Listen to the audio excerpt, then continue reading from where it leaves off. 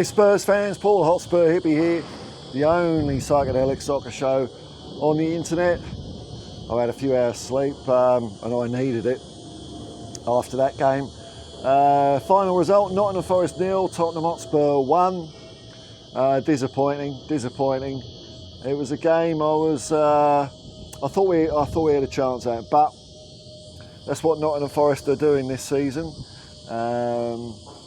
I thought we played pretty well actually in the first half. I think in the second half we just got a bit buggered. Nottingham Forest really well and truly shut up shop, and that was the game really. Nottingham Forest scored a good goal. It was a good counter-attacking goal. There's no doubt about it. I don't think it was a question of suicide football or anything like that. That's what they've been doing to other more steady teams.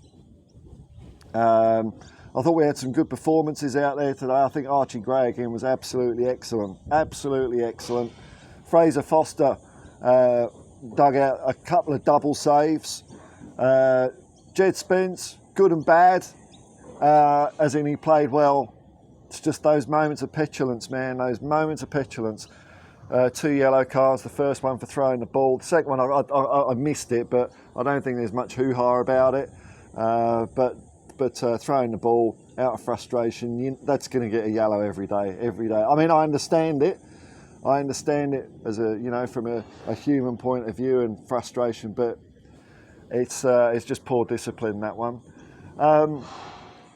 I think Bentancur coming back into the team definitely helped us, no doubt about it. Our midfield looked good. Bentancur, Sarr was good. Also, Destiny Udogie, fantastic game by Destiny Udogie. There was quite a few times in that game where both Jed and Destiny Udogie were just seemingly behind the attacking player, but nipping around and nicking the ball. I don't know how they did it. It was great, absolutely great. It was really up front where our devastation was limited, let's put it that way. Son looked buggered. Not past it, not on his last legs, just playing too many games, and I'm not sure Ange trusts Timo Werner enough to give Son a rest, and I think it's going to get tougher before he gets better unless we rest him for a game.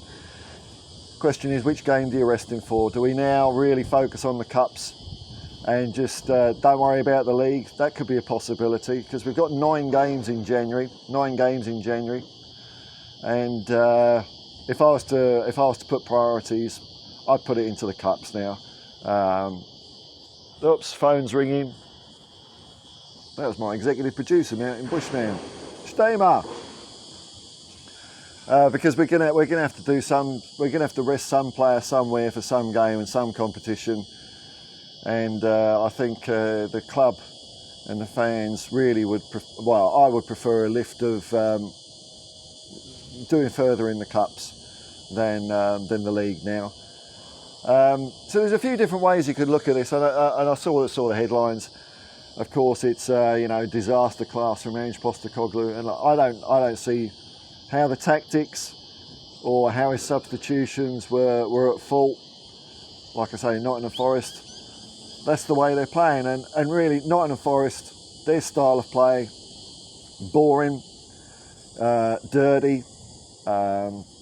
It's not something I particularly want to watch.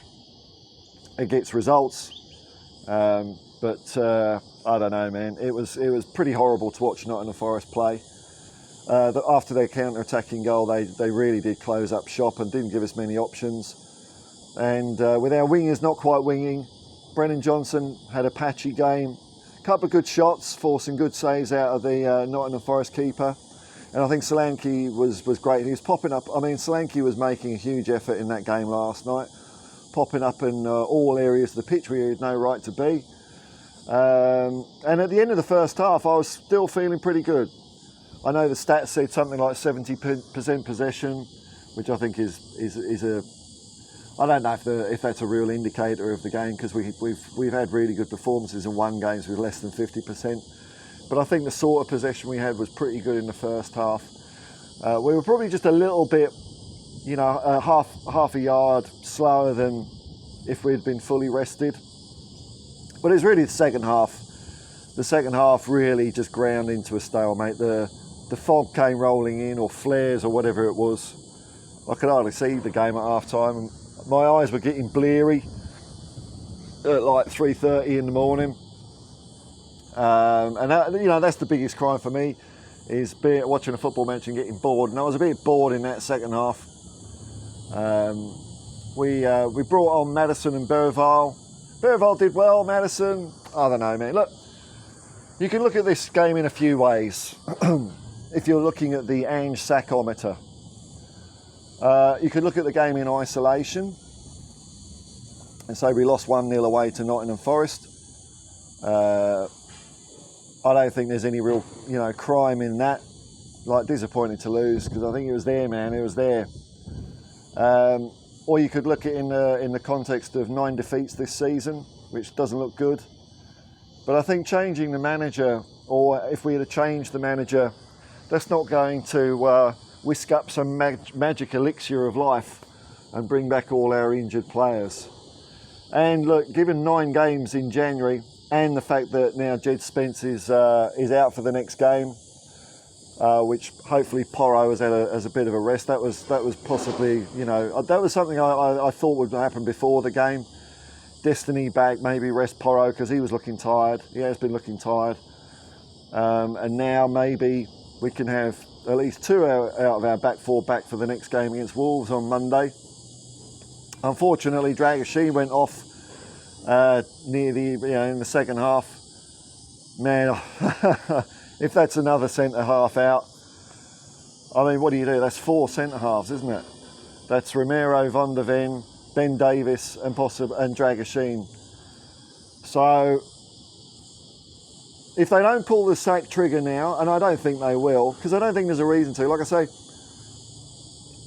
if you look on paper, for sure, 9 defeats ain't good, and really down to the team and you know, therefore the managers. Probably two games at the beginning of the season before we ran into trouble. So you're talking about 6 points out of that we could have had that we didn't, that are on the team and on the manager. But like since then, man, I don't know. What manager could have done anything different? Now you could have discussions over the tactics versus Liverpool. In my mind, that was a case of, well, do you want to lose 6-3 or 3-0? I think we would have lost that game no matter what. It's just the scoreline, and I thought we bloodied their nose a little bit with 3 goals, gave us something to hope about. But the second half of the Nottingham Forest game, I hope, was breathing out. Usually I can maintain my enthusiasm and optimism. We did have there was a little flurry in the second half where we got a few corners in a row, and I'm thinking, you know what, we are building pressure. Couldn't sustain it, and it's a shame. But I think changing the manager now is pointless. I don't see what's going to change with the personnel we've got. I think what we can hope for now is just a speedy recovery to our injured players. But I mean, you could see the difference that having that one extra person, Benencourt, available in midfield, made our midfield better. In a couple of games previously, our midfield was being run through. Benencourt was doing a lot of mopping up and a lot of defensive work. It was really good stuff from him, actually. And it meant that when we made substitutions, even though Nottingham Forest were parking the bus, their counter-attacking options were limited. By the time they broke, we'd slowed them down enough that by the time they got into our third of the pitch, the counter-attack option was gone. And they didn't really look dangerous at all. So that was a positive thing, having one guy back. You can see what a difference it makes. And I think when we get more defenders back, then having Archie Gray as an option to come on in midfield, that's what I'm. You know, if I'm going to look at small things to look forward to, that's one thing I'm looking forward to. But that might have moved further away with I hope Dragoshin's not injured, man. I think Dragoshin had an okay game. Look, he did a couple of long balls that didn't come off, but it was only a couple. He stopped doing that. He gave it a go. It didn't work, and then he went much more Spurs orthodox, I'll call it. Our passing was good. Our energy was as good as I think it could have been. We looked like we held our shape pretty well. I don't know what more you could have asked really from the team. It's really a case of Son being knackered and Johnson having a good and bad game in parts. Good couple of shots, but not really getting past his man and crossing it in. And that was disappointing from Johnson because he has been rested. I don't know if he's been injured or not. I don't think he has, but not quite up to snuff for Johnson. And so we didn't generate as many chances as we could have. We still generated a few. With a couple more chances, we could have got something out of the game. But it wasn't to be. It wasn't to be. So the prognosis for Spurs at the moment, I don't think it's good.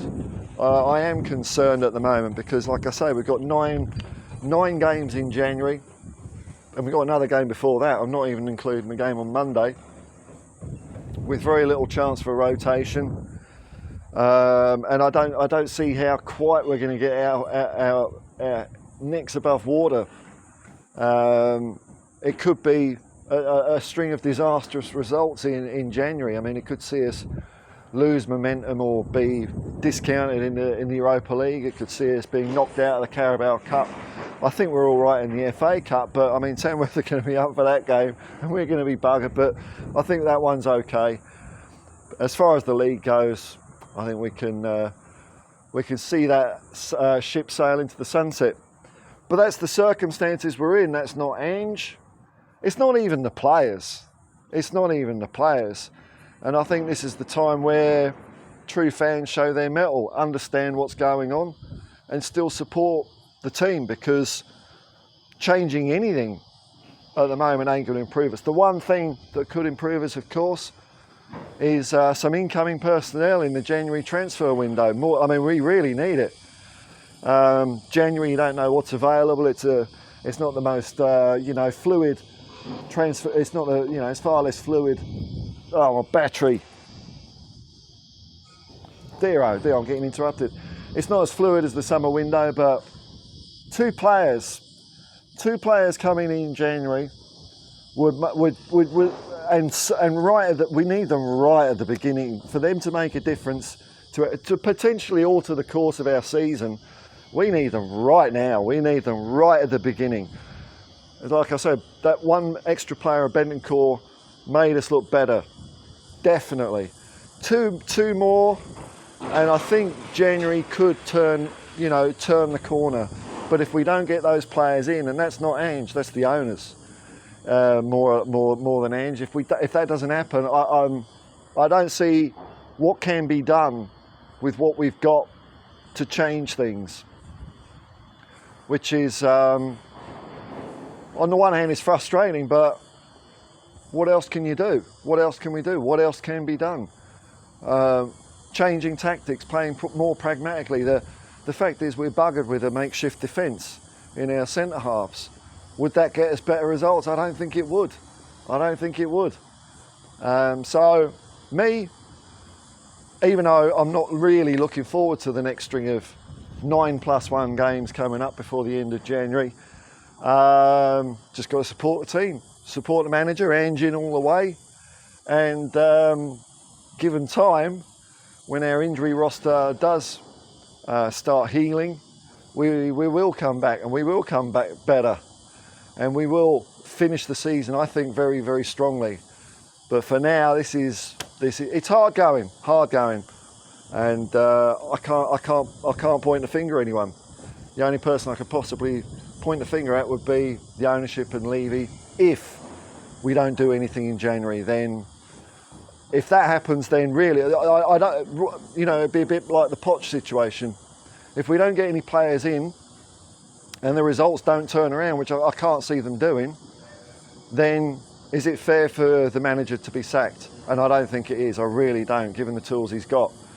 If we get a couple of players in, and that doesn't turn us around, then yeah, I think you can maybe start looking at Ange. But I don't think that's going to happen. So look, this is where we are at the moment. But the sky's always darkest before the sun comes up. It always gets a little bit colder before the sun comes up. And you just got to toughen up and suck it up. and cheer the boys on, which is what we do on this channel. So as always, peace and love, man, peace and love, and come on you Spurs.